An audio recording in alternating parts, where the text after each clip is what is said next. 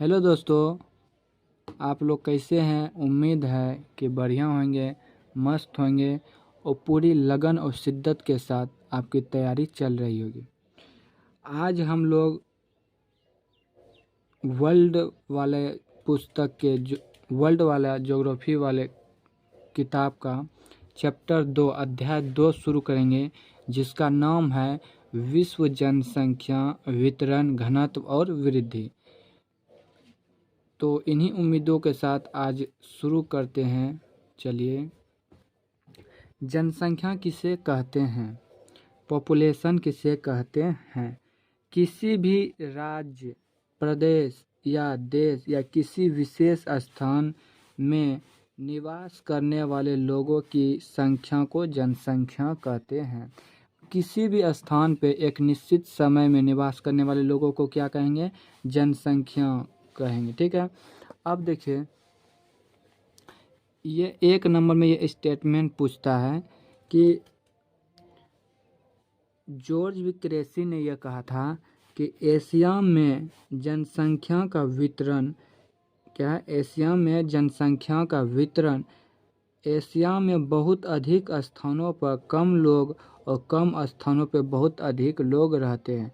यह स्टेटमेंट दे देता है और पूछता है यह किसका कथन है। यह आपसे 1 नंबर में बहुत बार पूछा गया है। कहता है विश्व में जनसंख्या का वितरण का अर्थ है कि भूप्रपट्टी पर पृथ्वी पर लोग किस प्रकार बटे हैं। कहता है जनसंख्या वितरण का अर्थ है कि पृथ्वी मतलब धरातल पे लोग किस प्रकार से बटे हैं। अब जनसंख्या घनत्व के बारे में हम देखते हैं। जनसंख्या घनत्व किसे कहते हैं, और यह 3 नंबर में यह क्वेश्चन पूछा गया है। तो 3 नंबर में क्वेश्चन पूछा गया तो हमें इसे 3 पॉइंट में लिखना होगा। अब किस तरह लिखना है यह हम आपको बता रहे हैं।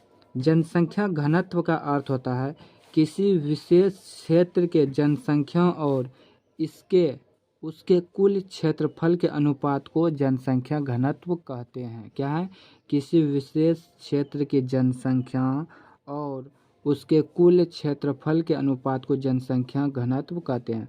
इसी को हम दूसरे तरीके से भी लिख सकते हैं कि जनसंख्या घनत्व से अभिप्राय है कि प्रति वर्ग किलोमीटर में निवास करने वाले लोगों के औसत मान का पता चलता है। मतलब प्रति वर्ग किलोमीटर में निवास करने वाले लोगों की संख्या को ही क्या कहते हैं, जनसंख्या घनत्व कहते हैं। 2 पॉइंट हो गया।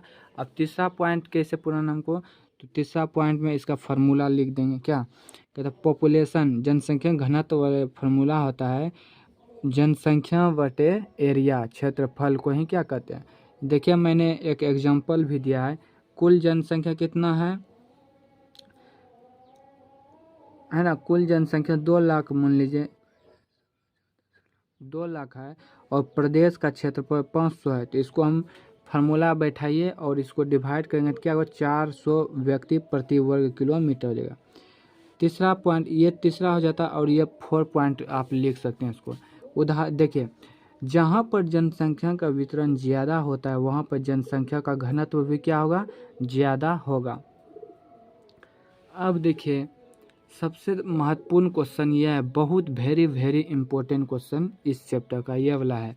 देखिए, जनसंख्या वितरण को प्रभावित करने वाले 3 कारक होते हैं। पहला कारक कौन है, पहला है भौतिक कारक, भौगोलिक कारक या भौतिक कारक भी कह सकते हैं। दूसरा है आर्थिक कारक, तीसरा है सामाजिक और सांस्कृतिक कारक। ठीक है, अब हम एक एक करके इसे पढ़ेंगे।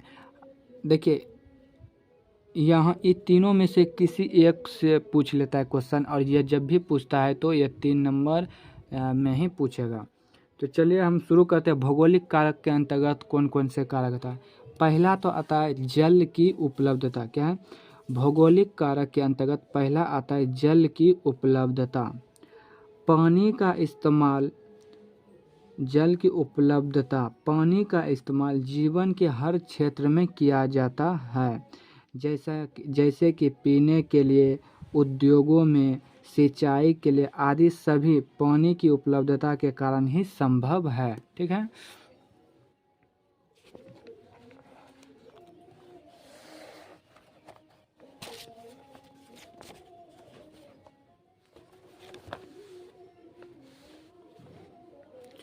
है ना, जहाँ पर क्या है, कहता है जहाँ पर पानी आसानी से उपलब्ध हो जाता है लोग वहीं पर ज़्यादा रहना पसंद करते हैं। इसलिए जितनी भी नदियाँ हैं उन नदी के किनारे ही ज़्यादा लोग बसे हैं। इसलिए ही नदियों को मानव सभ्यता का पलना कहा जाता है, जिसपे पलना का अर्थ हुआ जिस पे बच्चा झूलता है। ठीक है, जहाँ जल की उपलब्धता ज़्यादा होगा वहाँ जनसंख्या का घनत्व क्या होगा, ज़्यादा होगा। दूसरा कारक को हम देखते हैं भू आकृति या फिर पृथ्वी की बनावट। कहते हैं जो इलाका समतल होगा वहाँ पर जनसंख्या ज़्यादा होगा, क्योंकि समतल इलाकों में मकान बनाना, खेती करना, सड़क बनाना और कोई भी चीज़ समतल क्षेत्रों में आसानी से बनाई जा सकती है। इसलिए समतल मैदानी क्षेत्र में जनसंख्या ज़्यादा पाया जाता है, जबकि पर्वतीय क्षेत्र में उच्चावच के कारण वहाँ पर कम लोग रहना पसंद करते हैं, क्योंकि वहाँ का जीवन बहुत कठिन होता है। क्या है, वहाँ का जीवन क्या होगा, बहुत कठिन होता है। उदाहरण के लिए क्या है, गंगा मैदान के मैदानी क्षेत्रों में जनसंख्या ज़्यादा पाया जाता है, जबकि हिमालय पर्वत क्षेत्रों में जनसंख्या कम पाए जाते हैं। तीसरा क्या होगा, भौगोलिक कारक में या भौतिक कारक में जलवायु, है ना।